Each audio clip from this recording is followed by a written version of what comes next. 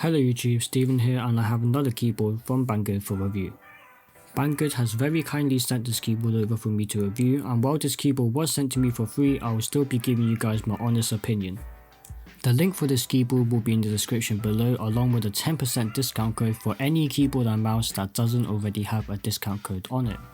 This time we are taking a look at a keyboard from Blitzwolf. Blitzwolf as a company makes a lot of tech, from wireless earphones to simple phone accessories, and I feel like this keyboard kinda got lost in the pack and that no one is really talking about it. Well, this quick review will hopefully bring some light on this keyboard and help you decide whether this should be your next pick or not. This time around, Banggood used an orange mailing bag instead of a plain grey one. They also sent me a Kailh smartwatch, which I will be releasing a video on very shortly in the next few days, so make sure you are subscribed and is ready when that video comes out. The box arrived damaged, which isn't an issue, it's kinda standard at this point. While the box is quite beaten, I do like the look and colours on it. I think the green and white works really well together and the box looks great. Opening the lid, the keyboard is seated very snugly and is presented neatly in a clear plastic bag. Underneath this little flap you will find the keycap puller and the 1.79 meter long braided USB Type-C cable. The fact that there isn't an included key switch puller should tell you that this is not hot swappable. Before I talk about the build quality, I want to take a quick moment to touch on the design of this keyboard. Personally, I love floating key designs because the raised look as well as the seeping RGB through the switches look amazing. The overall board is also very nice and compact with a subtle Blitzwolf logo at the bottom right, which looks very stylish. Moving on to the build quality of the board. When I took it out of the bag, it felt very sturdy. There was minimal flex due to the metal plate on the surface of the board. The rest of the frame is made of plastic but feels very nice to the touch. On the top of the keyboard you will find a USB-C port located on the left hand side, and flipping over to the back will reveal the model number along with the numerous rubber pads. There's two different placements for the rubber pads on the bottom, and there is a good reason for this. Without the rubber feet flipped up, the keyboard already has a slight angle to it, so it's really comfortable to type on.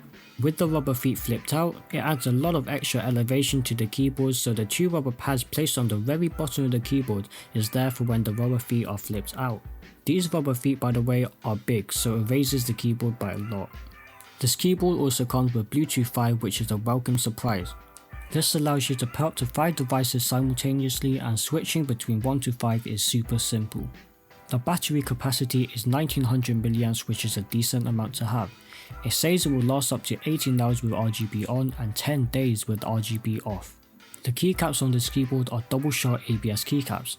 These keycaps feel good to type on, but not as good as PBT. Can't complain for the price though. This keyboard has an unusual 63 key layout. It means that the arrow keys are there without the need to press the F9 key to access, but the right shift key is slightly smaller to compensate, and the question key is pushed off all the way to the right side. They did this while still being able to maintain that sweet 60% form factor, which is great, but aftermarket keycap choices might be a little limited due to the 63 key design. For the switches, I have gone with Gateron blues on this unit. You can pick this keyboard up in brown, red or blue on the Banggood website. I don't normally talk about the stabilisers on keyboards because they're generally acceptable, but on this keyboard there is definitely a lot of play in the keys. There will be a short sound test at the end of the video which will hopefully demonstrate this. The RGB on this keyboard is plentiful. There are your usual rainbow effects as well as some crazy random multicolour effects for you to choose from. Just a quick update, while editing the video I have found the software for the keyboard on the Blitzwolf website, and with the software you are able to customize macros and change the color effects on the keyboard. Something to note is that there aren't many brightness settings available for the RGB. From the off position to the max, there are only 4 brightness settings to choose from.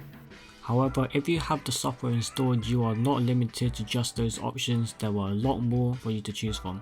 I feel like this keyboard is like a budget AND Pro 2 if I'm being honest. Most of the features on the AND Pro 2 are here for a lower price. For the price which this comes in at, I think it is a very viable option. This thing packs a lot of features for around £41 here in the UK, and if you can overlook the stabilisers and keycaps, then this is a great pick. I doubt most people would care about the keycaps anyways. Another thing I forgot to mention is that it has N-key rollover as well as an IPX4 rating, meaning it's resistant to water splashes from any direction. We're reaching the end of the video here. Quickly want to thank you all for watching through to the end. Not many people watch more than 2 minutes, and if you could drop a like, it would really help this video out through the YouTube algorithm.